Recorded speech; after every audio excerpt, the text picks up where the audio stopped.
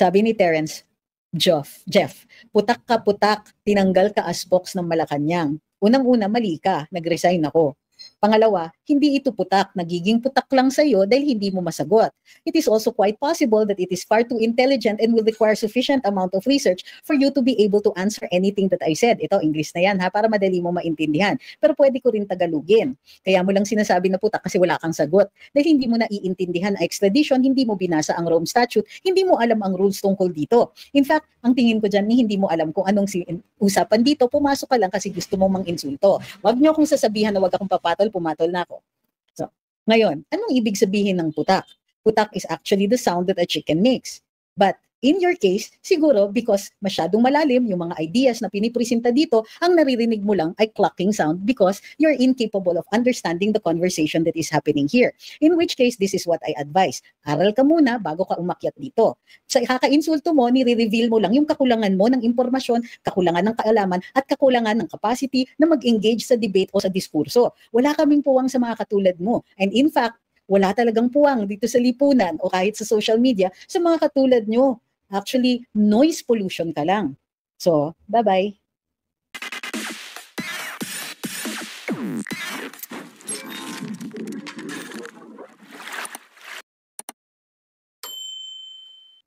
Sabi ni Arthur, sige attorney, pakipulutan po yan para sa amin. Gigil ako dyan.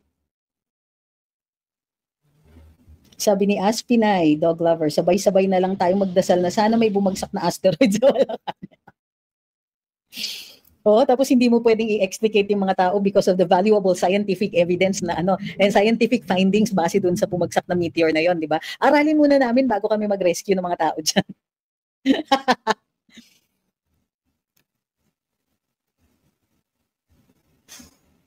Sabi ni Mama Annalisa, para kasi sa akin kung lumabag man ang dating DOJ Romuilla, dapat kasuhan tapos aksyonan ng court kasi kung walang aksyon, lahat may file na.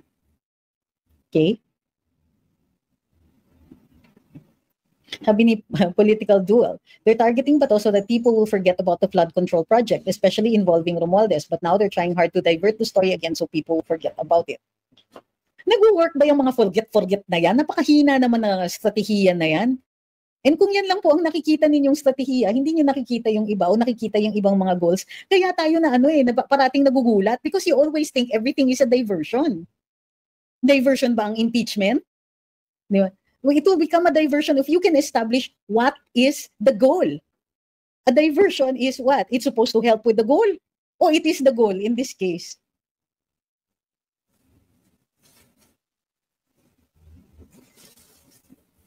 Sabi ni CG Betty, if ever may warrant si Senator Bato, sino po ang mamimili ng local court na pagdadalhan niya kung sakali mamaya Okay, ma'am, unang-una, yung physical na pagdala sa kanya sa hukuman will be because a complaint is filed then or a complaint for extradition. Ibig sabihin, hindi siya basta-basta pwedeng kunin, kailangan mag-file sila ng extradition sa hukuman dito base sa RA 9851.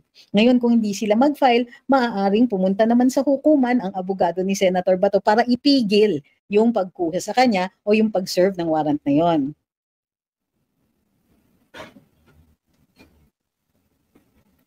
Sabi ni Ricardo, dapat may desisyon ng Supreme Court natin tungkol kay PRD dahil hindi tama ang pagdukot sa kanya.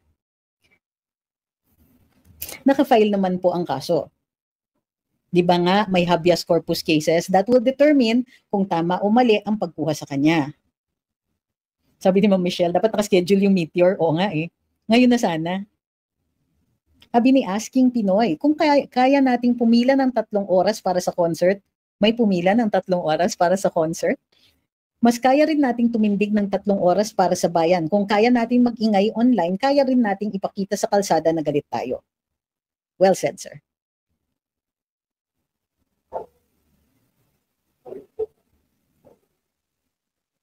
Alam nyo, may mga kumakukulit talaga sa comment section, no? Papatayin ko talaga yung comment section one of these days. Okay? May nagkukulit dito. Fake news daw yung sinabi ni Sec Remulla, ni OMB Remulla. 2 po ang sagot dyan. Ma'am, Okay? Kahit sabihin ng ICC spokes, kung ongoing ang paglilitis o paghingi ng warrant, maaaring subject to confidentiality pa yan, number one. Number two, dyan, ay pwede rin naman nating sabihin na fake news si OMB Boying. But what is more important is, assume natin na nililitis yung pagkuha ng arrest warrant, bakit alam ni OMB Boying na mayroong posibleng lalabas? Ibig sabihin yan, participant siya doon sa pagbibigay ng ebidensya, pagsusuporta sa prosecutor. Mababaw na issue yung mga fake news na yan. Ang issue dito ay yung sarili nating bayan ang kalaban natin o sarili nating gobyerno na nagpipilit na i-prosecute ang mga ito sa ICC na tinanggihan na natin ng jurisdiction, nilayasan na natin. So muli, at kahit sabihin nyo pa walang warrant kasi hindi pa sinabi ng ICC spokes, oo sige, kahit wala pa yan. Ibig sabihin nililitis yan at ang paglilitis niyan ay confidential. Pero kaya yan alam ni OMB Boying dahil participant ang Philippine government sa paglilitis kay PRD at sa mga mamamayan natin na isinusuko natin sa jurisdiction ng ICC na matagal na nating tinanggihan, tinalikuran at pinawalang bisa dito sa Pilipinas. Huwag po kayong tumigil sa kababawan ng wala, fake news lang yan. Huwag po tayong yan ang diversion, yung fake news na ganyan. Sinasabi ni Sec. Remulla, in-acknowledge nga ni Bersamin na kung sakasakaling may warrant yan, hindi yan basta-basta ma-serve. Because matagal na nating alam na sinama talaga sila sa mga reklamo. Kahit sabihin yung wala pa yan, hindi pa yan lumalabas ngayon. Nililitis yan nila ngayon. Lalong-lalo na, bakit kasama si Bato? Bakit sinasabi na pati sina Kong Pulong, sina Vice President Inday? Dahil sa kadaldalan din ni dating Senador Trillanes. Siya po ang naggawa ng mga kwento dyan. Siya po yung may imagination na gumawa ng kwento na kaya daw may war on drugs ay para matanggal yung competition. Dahil, drug lord daw ang mga Duterte. Yan ang kadramahan ni Senator Trillanes. That is why they are seeking a warrant of arrest against the Dutertes. Sinasama nila si VP Inday. Bakit? Pansinin ninyo, nag-attempt si Senator Trillanes na buksan ang mga joint accounts ni Presidente Duterte at ni VP Inday. Dahil gagamitin nila doon sa kaso sa ICC. Huwag pong tumigil sa kababawan ng kabila. Huwag pong masyadong mag-concentrate on the things that will not last very long. Kasi nga, kahit sabihin na wala pa yung warrant na yan, pinaalala lang nila sa atin na hindi sila tumitigil sa pag-prosecute sa kaso sa ICC.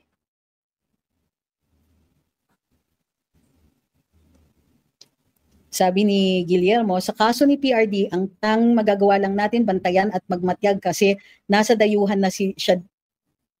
Dito tayo mag-focus at mag-ingay sa maaari pang may mga taong mawala ulit at sa VP natin at sa mga taong alay ng mga Duterte. Do not tell me what to call people. If you don't want to call Trillanes a former senator, feel free to do so, but please do not dictate on me. Because he was a senator kahit ano pang sabihin ninyo. He was.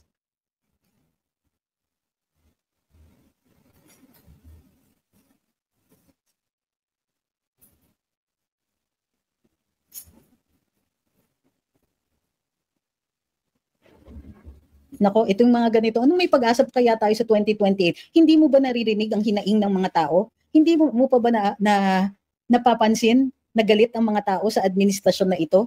Ang chances na makapanalo pa ng kahit sinong endorsohin ni BBM ay, 0 to none. Tapos ngayon kayo mawawalan ng pag-asa? Sa gitna ng galit na ganito, mawawalan kayo ng pag-asa? You call him a traitor. I can still call him a traitor, but don't try to change history. At huwag niyo naman, ayan na naman kayo focusing on the irrelevant maikli yung pasensya ko for yung mga maliliit na detalye kasi ang laki ng concepts that we're dealing with here in international law. Isipin niyo, ang tagal ko, binasa ko pa uli yung Rome Statute, binasa ko yung mga rules para ma-simplify ko para sa inyo. Tapos doon kayo magfo-focus sa please don't call Trillanes a senator. I did not call him a senator. I called him a former senator. Tigilan niyo nga ako sa ganyan. Wala man. Siguro naman, worth it na ma-appreciate na grabe na yung pagbabasa ko para lang para lang i-deliver yung simplified version na na ninarrate ko dito. Tapos you'll come after me because I called him a former senator. Really? No, I will not play it cool.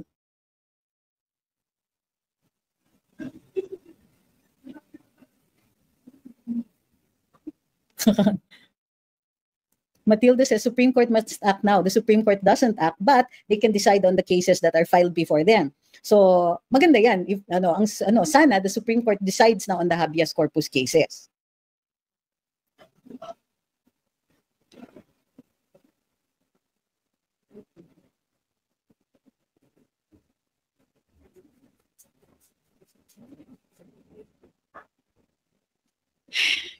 Okay. Bakit nakikialam si Trillanes? Kasi isa siya sa complainant sa ICC. Silang dalawa ni former Marine Captain Gary Alejano. Naging congressman yata si Gary, di ba? Naging congressman ba si Alejano? Hindi ko sure. Anyway, yon. Isa sila dun sa mga nag-file ng isang complaint final nung dalawang yon. Isa pa yung final ni na Attorney Conti. Isa pa yung final nung abogado na namatay. O yun. Bakit tahimik ang hukuman? Tungkol saan? Sa ICC, walang kasong nakahain. Hindi pwedeng magsalita ang hukuman because if they take aside, hindi na sila objective. Pag hindi sila objective, wala na silang karapatan mag-decide sa paglilitis nito. O kung walang hukuman na magde-decide yan, paano tayo?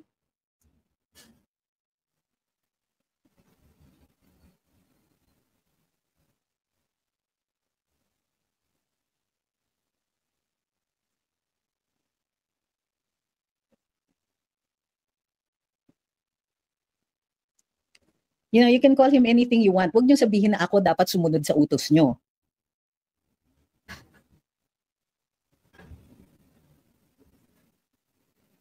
Yun, sabi ni Erwin, maganda to. Nawawalan kayo ng pag-asa, nasa atin ang numbers. At saka nasa atin yung galit. Di ba? Thank you kay Ma'am Gracia, kay Ariela, kay Swing Eduplex Academy. Thank you very much. At kay Yard. Hindi ko mabasa yung sinasabi ni Daniel Aquino, but suffice it to say, it ends with Q. AQ. BBM.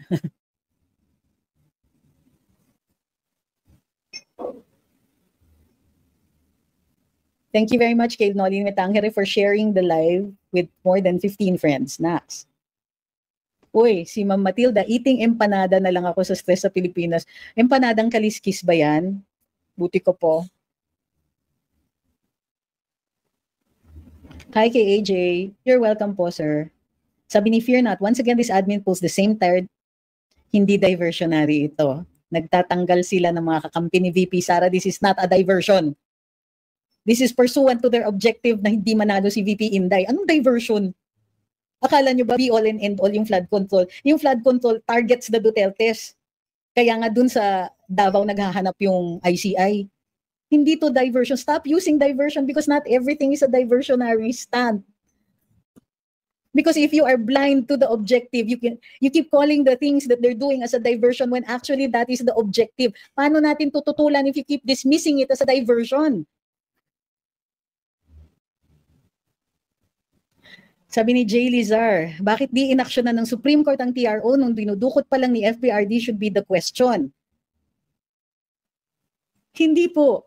Kasi kung they filed a habeas corpus case, inaksyonan yun kagad. Pagka TRO, pwedeng hindi.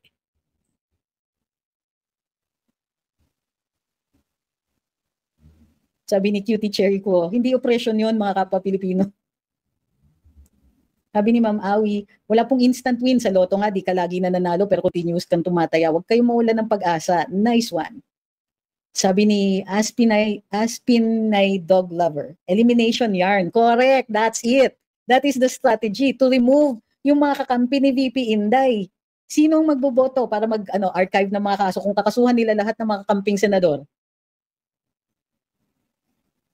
Sabi ni Noel, yun ang gusto ko sa inyo, poise na poise po kayo kung papatulan mga taga-kabilang parlor. Hindi ko ma-picture out kung sa spokes kayo mag-elaborate ng mga topic ngayon. Salamat sa mga impormasyon po lagi. Kudos po sa inyo, laging ingat. Thank you po.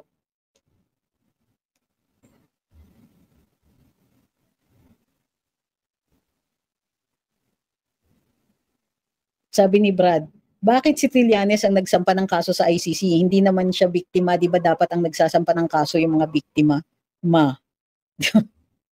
Pero in his case, hindi, ganito yan, biktima o person with, someone with personal knowledge. Witness, pwede.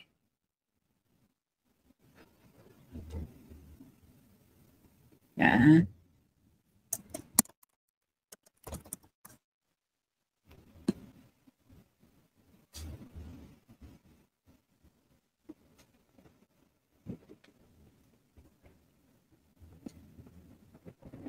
Okay, next.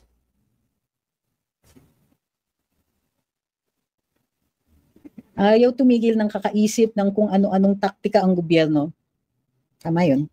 Hindi, well, it implies na nag-iisip sila, pero I wouldn't go that far. Alam niyo kung magaling sila, hindi natin napansin eh. Yun, tama. Last Friday, si Sen Marcoleta ang binatikos sa SALN. Ngayon, si Senator Bato, lahat kaalyado ni VP. Correct. So, tignan ninyo bakit target silang mga yan. Dami naman pera ni Trillanes para magdahig pa at magkaso. Sino ba handler at well-funded? Tandaan po ninyo kung sino ang mga kaalyado niyan. Mga left of center. At yung mga yan, malalim ang balon kung saan-saan sila nakakakuha ng contributors, lalong-lalo na sa Europe. O, paano nila nagawa yon? Unang-una, nag-umpisa yan doon sa maire-report nila yung mga nagbigay sila ng numero na wala namang basehan. 30,000 na mga biktima. O syempre, dahil ang laki-laki ng amount, nakakarindi. So kinuha yung number na yon at inulit-ulit. Nag-conference sila, nag-ano sila ng human rights, ganyan. Pansinin nyo, nangyayari yan ngayon. Tignan nyo yung sa tungkol sa West Philippine Sea. Mayroong Konrad Adenauer na parang roundtable discussion doon sa misinformation sa West Philippine Sea about China. Okay? Bakit bawal ang kahit anong naratiba na kontra doon sa naratiba ng US? So lahat ng mga pumapanig laban doon sa naratiba na gustong isulong ng administrasyon ay disinformation o misinformation. So may Konrad Adenauer. Meron ngayon doon sa ngayon, ongoing. Itong Rappler, meron pa silang yung kasama sina yung kasama sina George Clooney at Amal Clooney. Itong mga conferences na ganito, magbubunga yan ng mga academic papers. Yung academic papers na yan will will be the basis pag kami nagsabi, itong taong yan, ganito ginawa niyan, lumabag sa batas, may 30,000 na mga biktima, may mga ganyan. Because they start to appear in peer-reviewed papers even if lusot-lusot lang ang ginagawa nila sa numbers. That is how later on, pag meron ng mga publications na ganyan, madali nang kumuha ng mga sponsors dyan sa mga makakaliwang mga organisasyon na mahilig magpondo sa mga ganyan. Hindi dapat natin pinapabayaan yung mga ganyang klaseng conference, roundtable, dapat pinipiket yung mga ganyan. Dapat nagpipilit tayo, bakit hindi kayo kumukuha ng mga guests na kontra sa opinion ninyo? Bakit walang tunay na diskurso sa mga ganyan? Bakit walang nagfa-fact check sa inyo? So kaya sila nakakakuha ng funding kasi may mga papers na, may mga academic papers na questionable pa rin ha, pero dahil peer-reviewed, mga ganyan, mahirap na i-disestablish o criticize yung mga findings nila.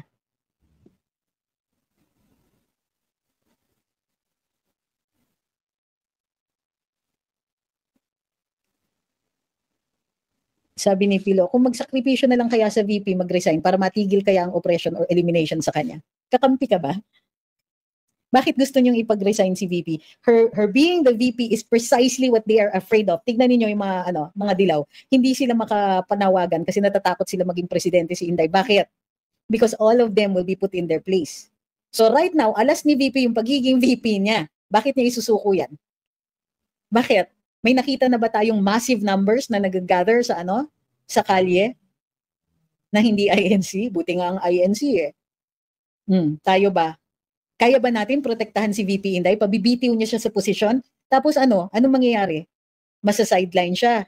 Hindi na siya vice president and therefore, mawawala na rin yan ng kakampi in government. Ang lakas niya is dun sa pagkakakilala pa sa kanyang posisyon. So, may expect kayo ng sacrifice kay VP. Anong isa-sacrifice natin? Bakit siya lang? Hindi nga natin madala lahat yung mga hordes of people na mga kakampi natin from out of their living rooms and into the street. Tapos sasabihin nyo kay VP, magbitiw siya sa posisyon. O tayo, ano naman ibibigay natin? Wala pa tayong napapakita sa kanya.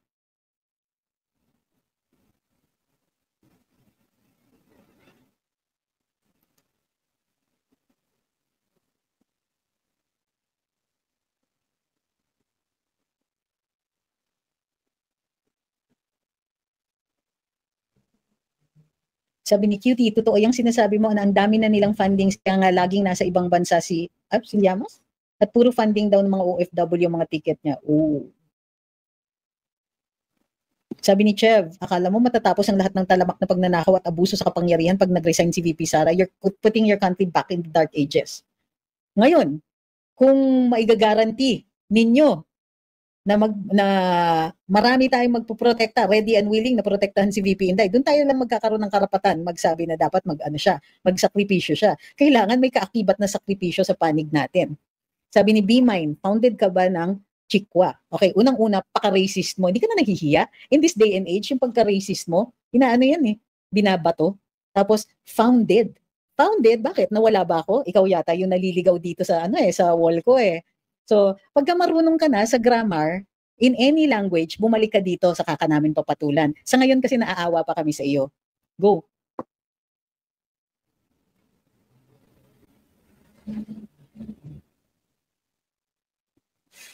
Sabi ni Jonas, napanood ko yung sa Bilyonaryo, yung guest nyo si Coast Guard Tarjeta. Makikita mo sa mukha niya na pikon siya at halatang talking without thinking at delusional. Uy, grabe kayo. Sabi ni Osha, funded! Sabi ni Top Secret, founded. Tapos tinatawanan ka dito. Ano pangalan uli ng tol? Nasaan na ba si tol? Hala, nawala. Bilis naman yata ni moderator. Sayang, tinanggal nyo. Founded. Sabi ni Jonas, wag siya mag-resign, malay mo may mangyari kay B. Mukhang panay na ang tira ng pulburon.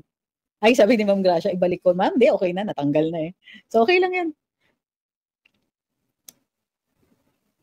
Sabi ni user, napansin ko lahat yata ng taga-Norte ngayon naging vlogger, tagapagtanggol ni Bobong. Actually, hindi. Nabasag ang Solid North. Tandaan ninyo, hindi naman lahat yon kay BBM, kay Aimee yung iba. Number 1 yun. Number 2, ang Solid North kumampi nga sa mga Duterte.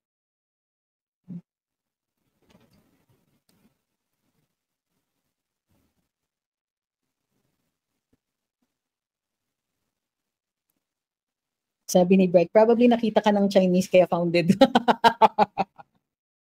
Grabe kayo. So sabihin niyo ako yung maldita, kayo yan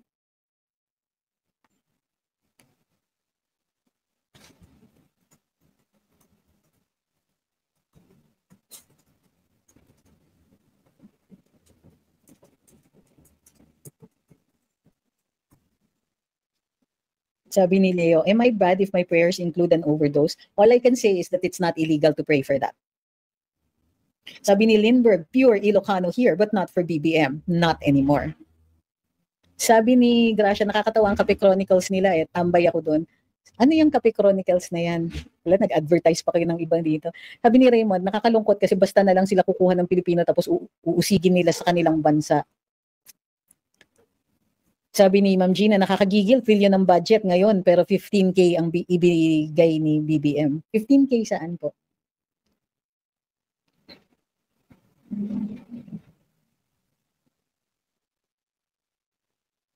Sabi ni Uncle, bakit kasi lalabanan ng admin si VP sa 2028 kung pwede naman now within his term? Why will they wait if alam nilang matatalo sila? So now pa lang fixing loose ends na. Sabi ni Ichuria, there's no solid north kami, but we're for the Dutertes. Oh, di ba? The best.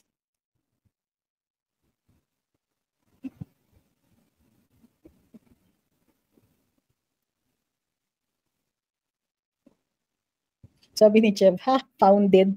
May Google pa naman para matuto ng free English. Kape Chronicles ni Daryl Yap. Sabi ni Ermil, sobra ka naman attorney, porket bobo yung comment nila, lampaso mo na. Hindi kasi, insulting Papadala sila ng troll dito, yung pang barely string two words together. Hindi na sila nahiya.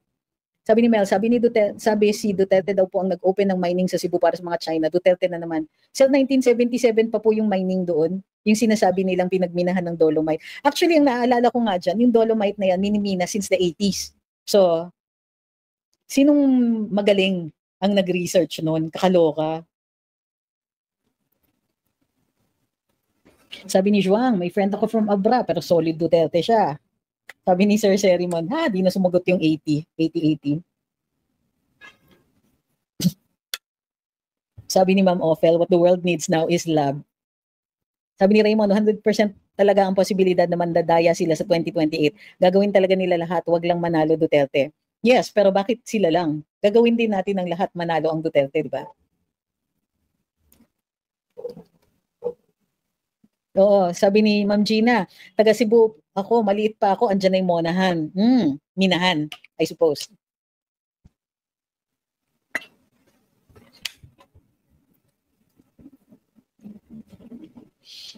Sabi ni Napi Boy, tama pa lang sinasabi ni Sas na si PRD hindi patas na mahahatulan. Base pa naman kay Joma ang dahig. Pero laban lang tayo. Sabi nga ni FPRD, may hangganan ng lahat. Sabi ni Sir Lauro, dolomite is being used worldwide. It's even in your house. Cool.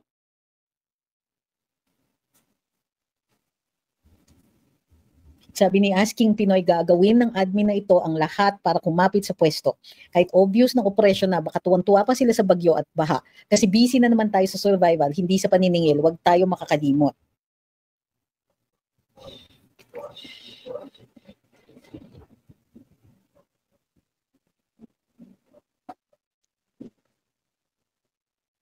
Sa North kami, Cagayan, sabi ni Aman Hener Pimentel. Pero hindi na ngayon. Galit na mga Ilocano kay BBM. Nax. Good. Sabi ni Juang, you are my pills. Dahil nakakalma ako kapag naririnig na kita mag-explain. Thank you po. Ay, you're welcome po.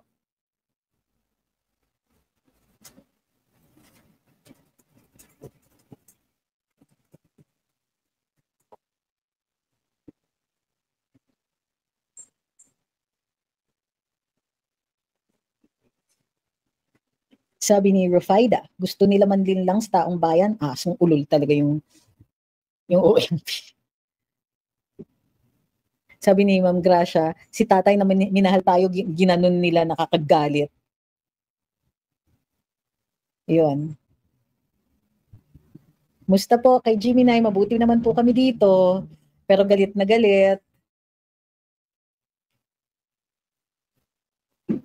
Hi kay Ed Zolidi, since I have nothing positive to comment about your Bato de la Rosa topic, good morning na lang po from Spain.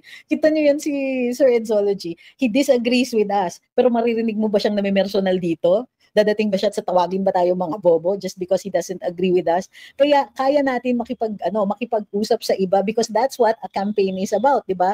It's getting people to see things your way or to get them to vote for your candidate. But in the case of Edzology, for all of us to come together, kaya naman natin kung lahat naman tayo naniniwalang palpak itong gobyernong ito eh. And I'm sure yung mga nasa kabilang parlor, aamin din naman yung mga yan na hindi nakakayanin ng ekonomiya natin kung hindi natin pananawagan si BBM na mag-isip-isip na siya at bumaba sa pwesto. Because he can't do it, hindi niya kinakaya.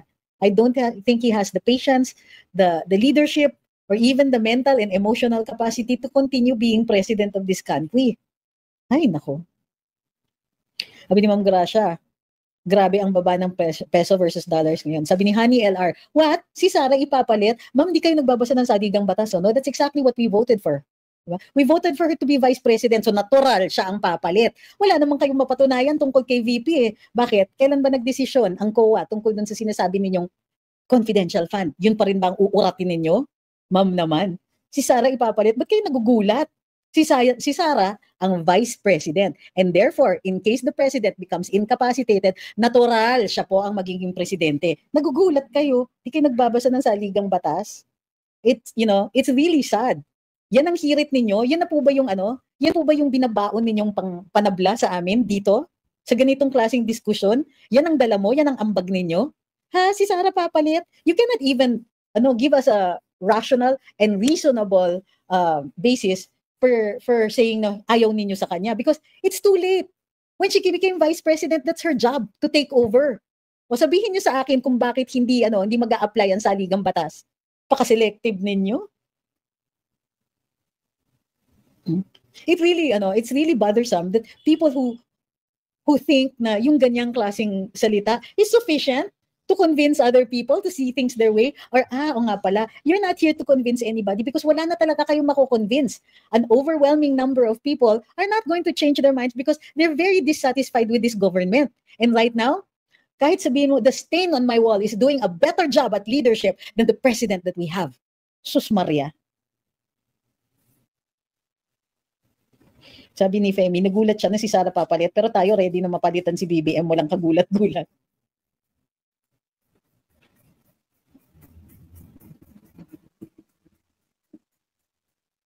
Sabi ni Eagle, VP lang talaga, may karapatan. Sabi ni Ma'am Gracia, we want her to palit. Now na kung pwede nga lang eh. We voted for her precisely for that reason. Na should the president become incapacitated, and some people argue that he already is, then she takes over. You can't say, ayoko nga si VP because it is frigging too late. Should have thought of that nung binoto natin siya. Should have thought of that. And oh, by the way, maybe you did. Ayaw niyo siya maging vice-presidente kasi ayaw niyo siya na aakyat sa posisyon ng presidente. But guess what? You were outvoted by an overwhelming majority. So, medyo nakakahiya naman yung inyong opinion. Ayoko kay Sara. Hindi niyo kami na-convince during elections, which was the time when you should have brought it up. So ngayon, ang hilig ninyo, ano yan? You're going to bend the law? Wala siyang ginagawang mali, pagkatapos sasabihin niyo ayaw niyo siyang maging presidente by right of succession. It's called a right for a reason. Did you know that? You know what it is? What happens when something is a right? It means someone somewhere has the obligation to ensure that, to enforce it. But of course, we're not sure if you have the intellectual capacity to understand this as part of the discussion. Because all you want to do is, si Sara papalit?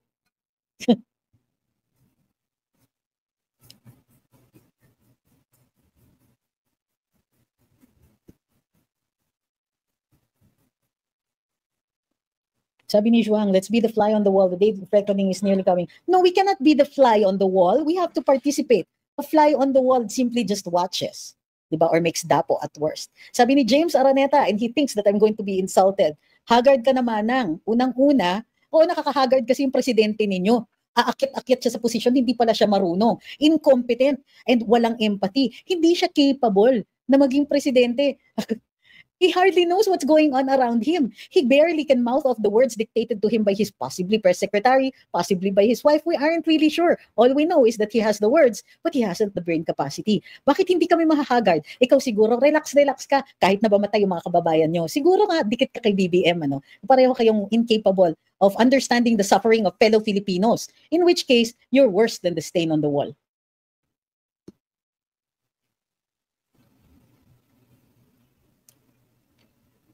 Yan, bumalik si Hani. Sabi niya, baka maging China na pinasun. Anong basihan mo? Kung sa bagay, posible yun kasi binabaliwala ng presidente yung soberanya ng bansa. Bakit hindi mo sinisingil ang presidente kung ganyan siya kung ganyan siya gagaling? Walang ganong klaseng danger. Sasabihin mo, kami ang nagbibigay ng danger sa bansa. Sino kami? None of us are government officials here. We're ordinary citizens. Kung insultuhin niyo pa nga kami, mukhang manang, haggard na, pro-China, mga ganyan. Kung mga ganun nga, at kainsulto as you try to do here, anong lakas namin? Para ma-threaten kayo, para ma-threaten ang Pilipinas. Pinaglaban na nga ang West Philippine Sea. Sinong pinaglaban? Saan? Laban ba when you're stirring up trouble?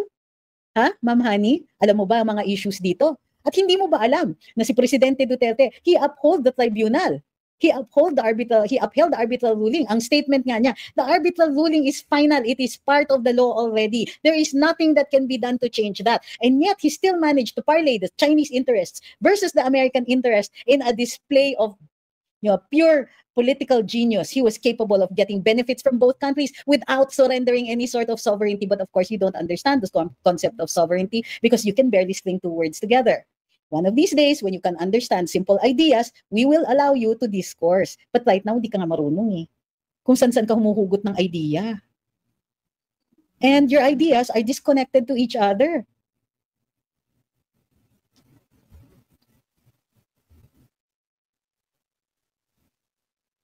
Sabi ni Raymond, napaka-xenophobic nila, pati si Browner gusto na ng giyera pero sila ang unang-unang aalis ng bansa. Unang-una, diba? None of us here are defending Chinese interests. What we are defending are Philippine interests. What we're protecting is the safety and security of our kababayans. Kayo kasi uunahin ninyo yung yung feeling ninyo na kaya natin, laban tayo, fight tayo. Dito, sa wall ko, we fight to win. Kayo, you fight for the sake of ego. Yung mga ganyan ang unang natatalo, sinasabi ko sa inyo. You have no strategy. You have no long-term plan.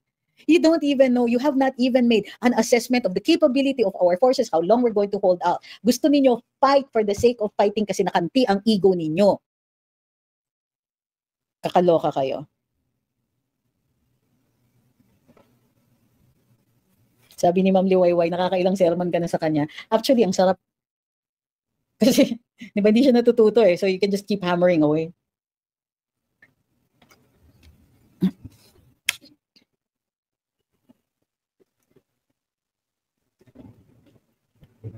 So balik tayo. Yun yung problema. Yan ang diversion. Sasabihin nila China. Ang issue natin, sinuko yung soberanya natin sa ICC. Yan ang classic na distraction. Diversion yan. Di ba?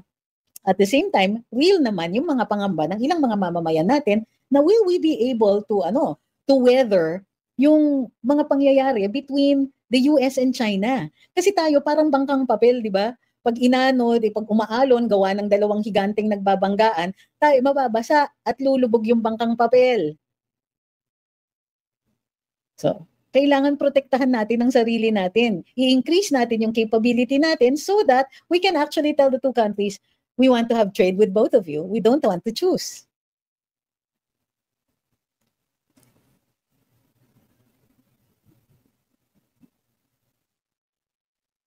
Yan, kita niyo si Edsology Clause, you will have to learn from the kakampings like si Sir Eds. Sabi niya, hindi rin naman nila daw gusto si VP Inday to be president. But if her supporters get to find a way for her to hold, what do you mean a mandate? She already has one vice president siya. That would be for the books. We'll still oppose. That's inevitable, but it is what it is.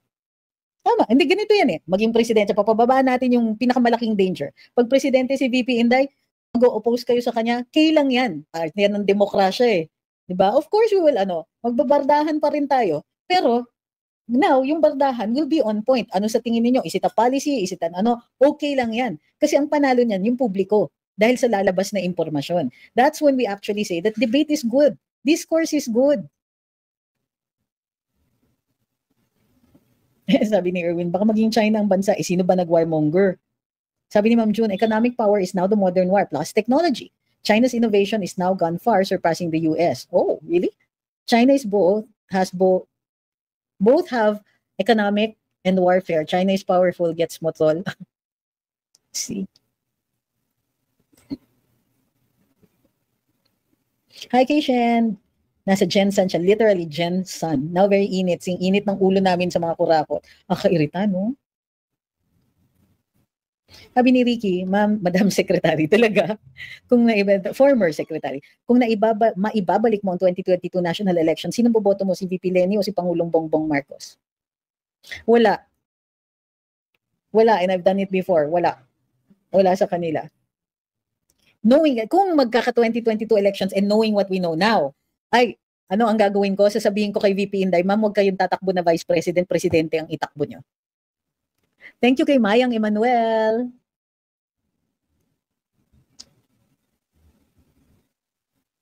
Sabi ni Kiko Coco, isa lang ang katotohanan sa adik, kasinungalingan. Sabi ni Hyacinth, dahil sa BBM admin, masayang ang mga nasimulan na ng mga nakaraang admin. Pinilit ibangon ang ating bansa at unti-unting nakakaangat ang ating bansa. Pero dahil kay BBM, 3 years lang, magapak na. Sabi ni Rank, mga trolls, China pa kayo, presidente nyo nga kung makakamay kay Xi Jinping, parang nakakita ng celebrity. What? Sabi ni Ma'am Marlene, akalain mo, presidente magtatanong kung saan raw galing ang baha. 5% na lang ata brain capacity na lang ang gumagana. Actually, tulog yung 95%. So, yun, muli. Yan, recap natin. Ang proceedings para makakuha ng warrant of arrest are confidential at ex parte. Ibig sabihin, in-applyan yan ng Office of the Prosecutor at ang kailangan nilang patunayan, unang-una ang jurisdiction. So, kailangan mayroong reasonable ground Yun lang yung threshold of evidence, ha. Hindi beyond reasonable doubt, hindi reasonable ground para maniwala na mayroong ang jurisdiction ang ICC. Kailangan mapatunayan ng Office of the Prosecutor na sumasailalim yung tao na yon o yung bansa doon sa Rome Statute. Kailangan mapakita na mayroon talagang karapatan ang ICC over them. Covered yung crime, covered ng statute, or yung acts were covered by the statute kung tayo po ay umatras na if the crimes were committed at the time of the effectivity. So, marami pang kailangan patunayan dyan.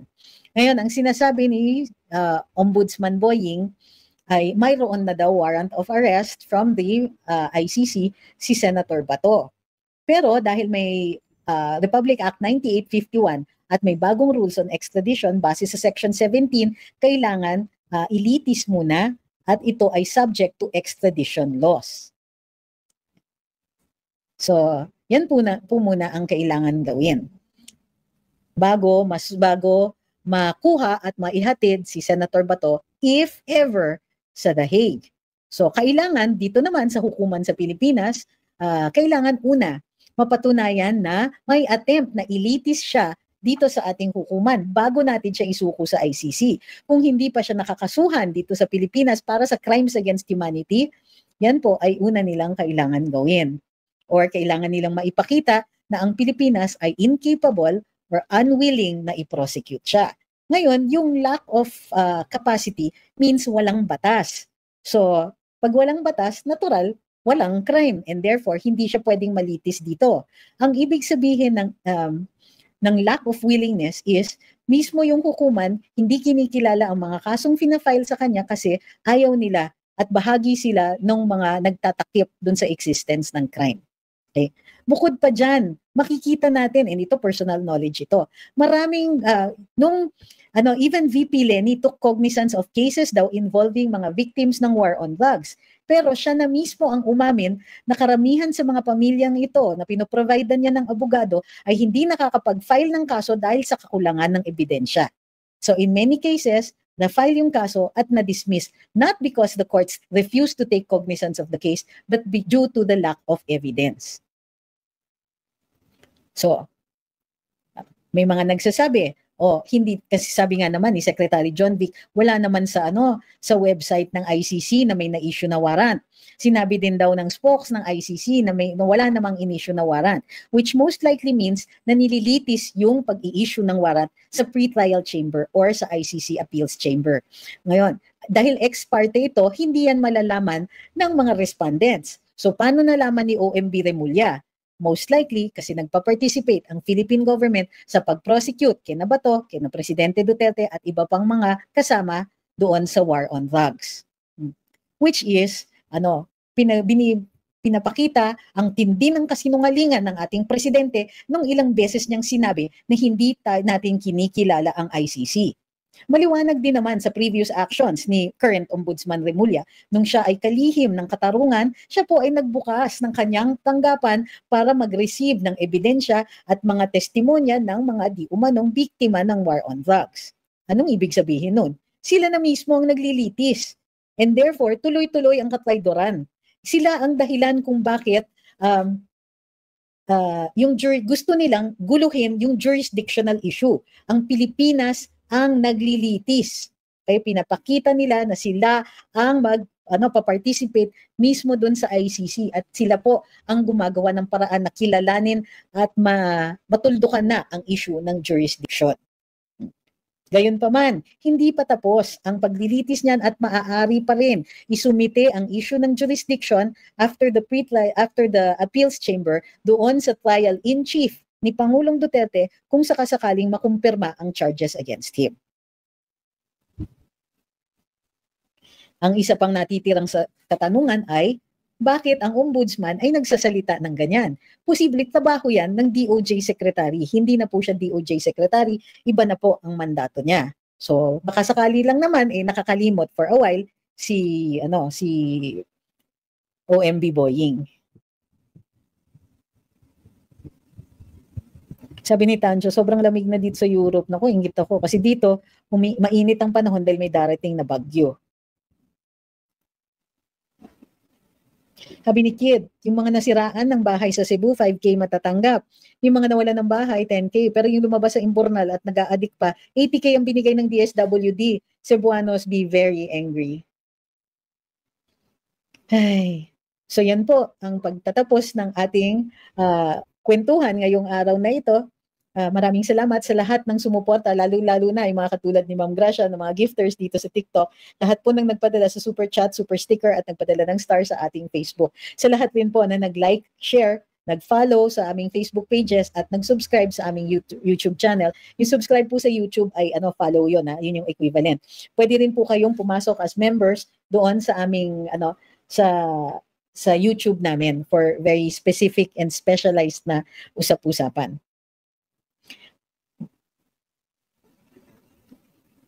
Bantayan natin mga galawan at salita ng core group nila, mga air assets nila, baka habang nagsasalita si Boyong, may kumikilos ng dahan-dahan. Kaya ingat si Bato sa mga kakilala niyang MIU. So muli, maraming salamat po sa pagsusuporta sa amin. Thank you kay Radsky. Ay. Ingat-ingat po mga kasutil. Kailangan po kayo ng ating bayan. Tandaan, may mga rally 16, 17, and 18, mayroon sa EDSA, mayroon sa Quirino. I hope to see you there. Remember din po wag like, share, follow, subscribe at saka mag-share ng information tungkol kay VP Inday at sa kanyang mga gawain dahil magna 90 years old na po ang Office of the Vice President. So thank you very much sa lahat ng nandito. We'll see you tomorrow. Thank you, Sir Art. Good night, everybody. Thank you for being here. Ingat sa bagyo. Ay, yung mga nasa path ng bagyo, I hope you are in safe places. Okay? Ingat-ingat po. Magla-live po tayo tomorrow. I will be live just to check on people kasi maglandfall ang bagyo bukas, So, ingat ang lahat. Good night. Thank you.